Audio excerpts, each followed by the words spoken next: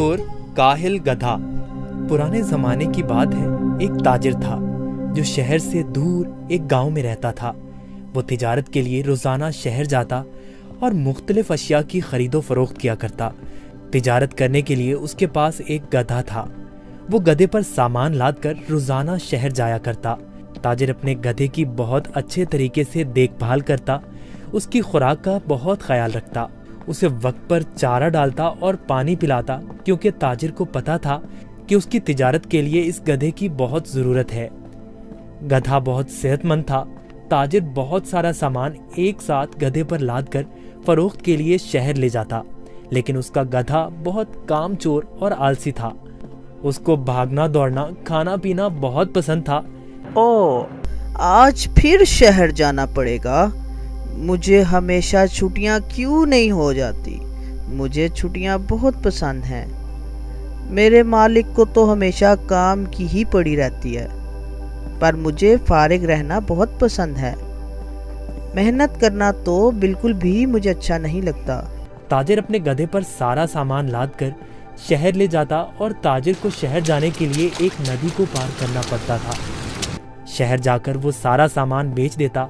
ताजिर को हर रोज बाजार की मांग के मुताबिक अशिया की तिजारत करनी पड़ती थी।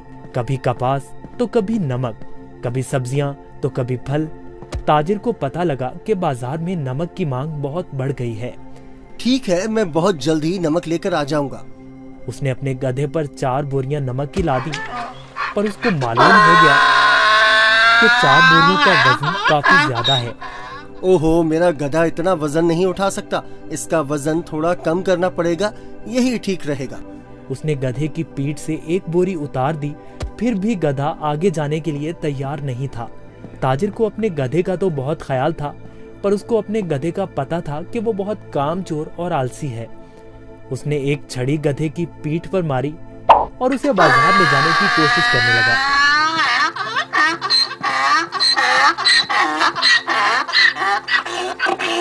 चलो, अब मुझे पता है तुम बहुत आलसी हो। तुम्हें शहर जाना बहुत जरूरी है, क्योंकि बाजार में इस वक्त नमक की बहुत मांग है।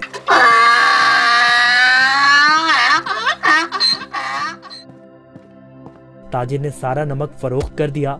ओहो, सच में बाजार में नमक की बहुत मांग है। ताजिर ने फिर रोज की तरह शहर में नमक फरोख्त करना शुरू कर दिया।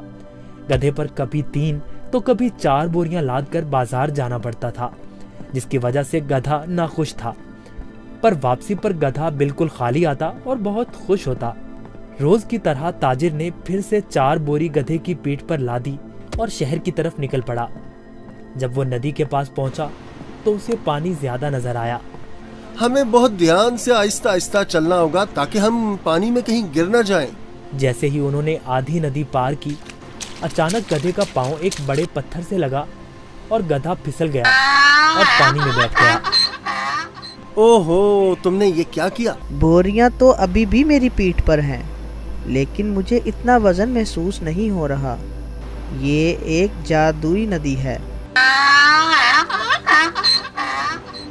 गधा इस बात से हैरान था कि नदी में फिसलने की वजह से उन बोरियों का सारा नमक नदी में घुल गया था और बोरियों में से नमक खत्म हो चुका था, जिसकी वजह से गधे को वजन महसूस नहीं हो रहा था, क्योंकि बोरियों में नमक बचा ही नहीं था, सब खत्म हो चुका था। ओहो, मेरी सारी मेहनत जाया हो गई। अब मैं शहर जाकर क्या करूँगा? सारा नमक तो बह गया है। शुक्र है खुदा का, मेरा गधा तो सही सलामत है। गधे को कुछ नहीं हुआ। अब शहर जाने का कोई फायदा नहीं, मुझे अब घर जाना चाहिए। वाह, कोई वजन भी नहीं और काम भी नहीं। ये तो कमाल की नदी है। फिर अगले दिन ताजिर ने 4 बोरियां गधे की पीठ पर लाद दी और शहर की तरफ निकल पड़ा।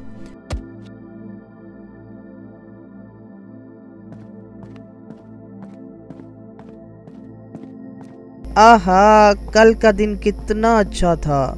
कोई काम भी नहीं करना पड़ा था। आज मुझे फिर काम करना पड़ रहा है। ठीक है, आज फिर से मैं आलसीपन दिखाता हूँ और अपना वज़न कम करता हूँ। फिर तो मैं नदी से ही घर वापस जा सकता हूँ कल की तरह। वो एक जादुई नदी है जो मेरा वज़न कम कर देती है। वो कल की तरह आज भी मेरी मदद करेगी।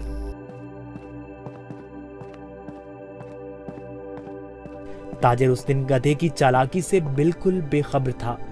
रोज की तरह ताजिर अपने गधे के साथ इस नदी के पास पहुंचा तो गधा ताजिर से पहले ही इस नदी की तरफ जाने लगा।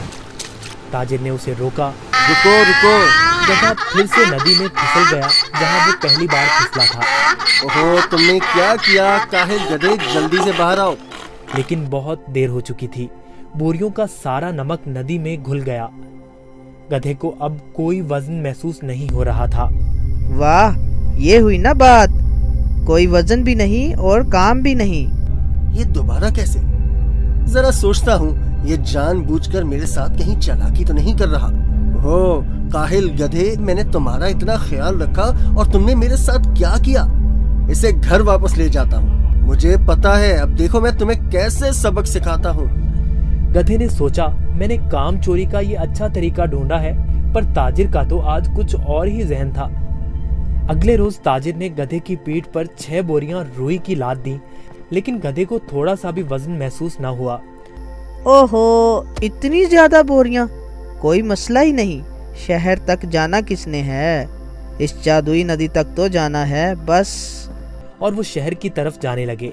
जब वो नदी के पास पहुंचे तो अचानक से गधा नदी पार करने लगा और उसी जगह पर फिसला जहां वो पहले फिसलता था। ताजिर बाहर खड़ा होकर ये सब मंजर देख रहा था। ओहो, ये मेरी पीठ पर इतना वजन कहाँ से आ गया?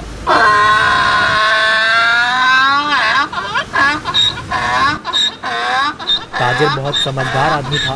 उसको पता चल गया कि उसका गधा जानबूझकर ये सब उसके साथ कर रहा है। इसलिए ताजिर ने इस दफा बोरियों में नमक के बजाय रुई भर दी थी। जैसे ही गधा नदी में फिसला तो रुई ने पानी जज्ब कर लिया और गधे की पीठ पर वजन ज्यादा हो गया। हाँ, तुम मुझे इतने दिनों से बेवकूफ बना रहे थे। तुम्हारी इस हरकत से मेरा बहुत नुकसान हुआ है। तुम्हें इस बात का अंदाजा भी है क्या? अब तुम इसी तरह बोरियों के साथ घर जाओगे। गधे को उन बोरियों के साथ ही घर आना पड़ा। इस तरह गधे ने अपना सबक सीख लिया और उस दिन के बाद गधे ने कभी नदी में फिसलने की हिम्मत ना की। इसलिए नतीजा, जैसा करोगे वैसा भरोगे। अगर आपको हमारी वीडियोस अच्छी लगी हो तो इसको लाइक करें, शेयर करें और हमारे चैनल को सब्सक्राइब करें। शुक्रिया।